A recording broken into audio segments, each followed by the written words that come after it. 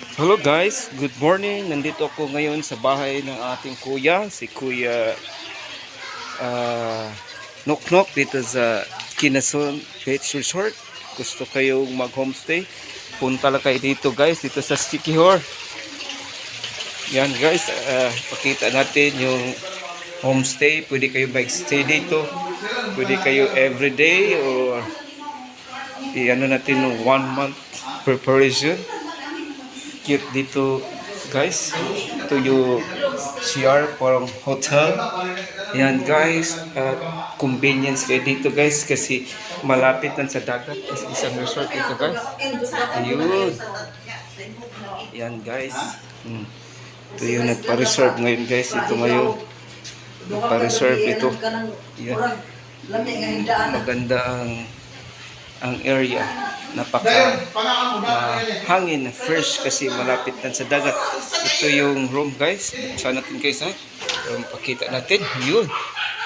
Parang hotel guys. Simple parang donya ka guys. Para ka king or queen dito guys.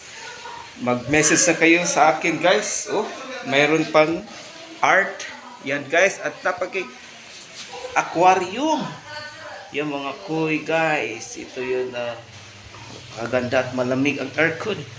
Okay guys, just message me below and comment me below para makita ninyo ang area.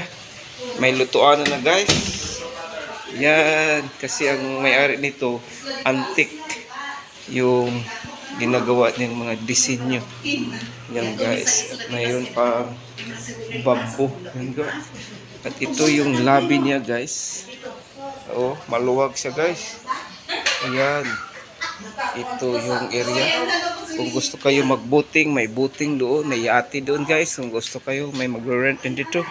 Okay guys, ito yung resort, ito yung beach. Fresh na fresh ang lugar dito guys. Just message me. This is DJ Freeman Vlog. Mabuhay ang may-ari ito guys, isang agla. Kung sinong mga ate and kuya gusto mag-visit dito sa Island of Sikihor, mag-tour, yan ang may-ari guys. Yan. Yan ang may-ari guys. Yan. Napakaganda at mura lang guys. Pwede pa natin i-book ng early. Okay, hanggang dito muna. This is DJ Freeman Vlog. Mabuhay. God bless us and more pa po. Mabuhay ang agla. Kita mo yung antique na lamesa guys. Tugas ito guys. Di magkaya. Ano yun ng tao. Kailangan 4 na tao. 6. Yan guys. Ganda guys. Ang preparation. Okay guys.